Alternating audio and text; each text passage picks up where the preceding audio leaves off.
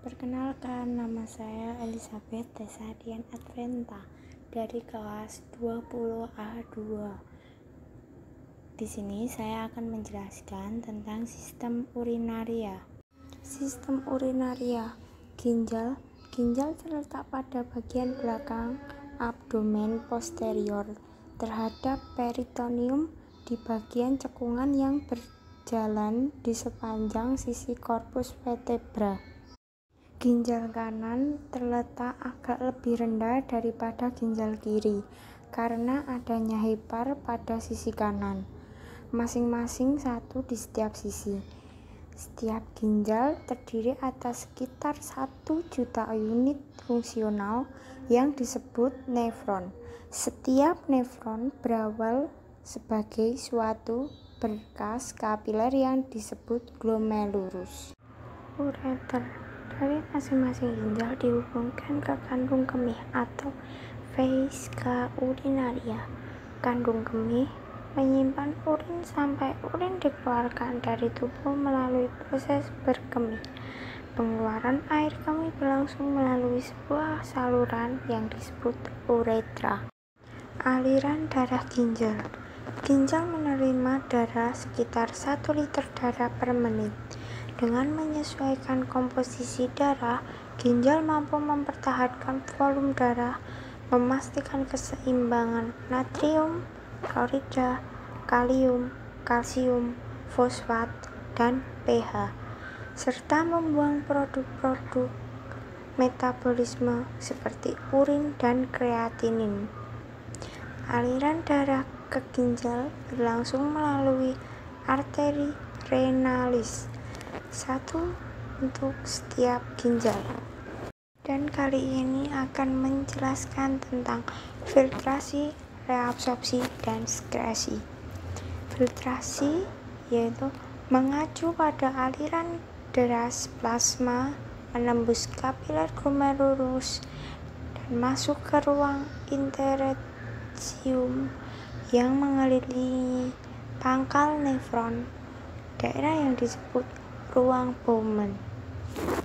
Filtrat awal berfungsi menembus ruang Bowman dan menuju pangkal bagian tubulus, yaitu kapsul Bowman. Untuk selanjutnya ke tubulus yang lain. Sebagai zat yang masuk ke tubulus di kapsul Bowman tidak menetap di tubulus. Zat tersebut kembali dialirkan ke darah melewati kapiler peritubulus melalui proses reabsorpsi. Zat yang lain ditambahkan ke filtrat urin yang juga melewati kapiler peritubulus melalui proses sekresi.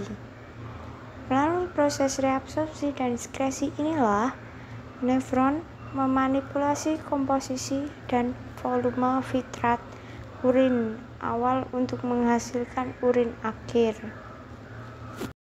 Pengaturan aliran darah ginjal. Ginjal memiliki beberapa mekanisme untuk mengontrol aliran darah ginjal. Mekanisme ini membantu dalam mempertahankan fungsi ginjal dan GFR konstan walau terjadi perubahan tekanan darah sistemik. 3 mekanisme tersebut yaitu 1. Mekanisme internal, yaitu mencakup kemampuan bahwa arteriol, aferin, dan eferen untuk melebar dan menyempit, yang dapat menentukan seberapa banyak darah yang mengalir melintas ginjal atau disebut otoregulasi. 2. Mekanisme eksternal, yaitu mencakup efek langsung peningkatan penurunan tekanan arteri rata-rata dan efek susunan saraf simpatis.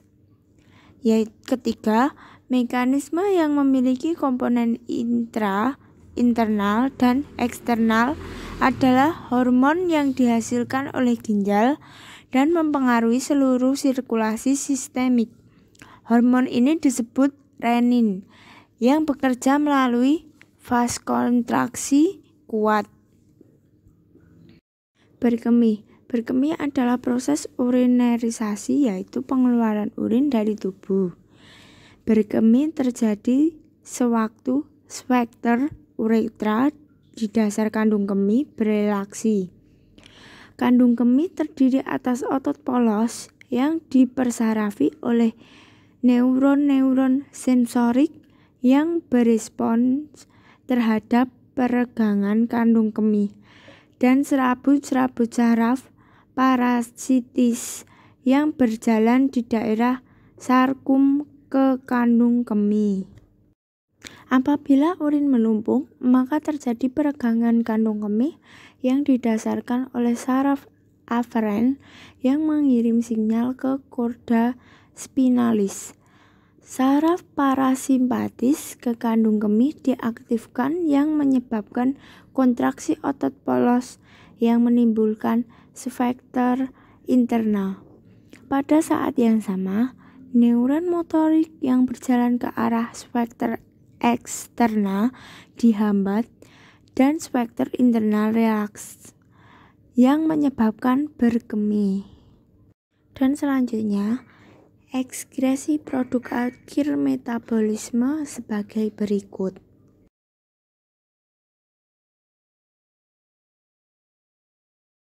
Selanjutnya kita akan membahas tentang batu ginjal. Batu ginjal di dalam saluran kemih atau kalkus uriner adalah massa keras seperti batu yang berbentuk di sepanjang saluran kemih dan bisa menyebabkan nyeri, pendarahan, penyumbatan aliran kemih atau infeksi.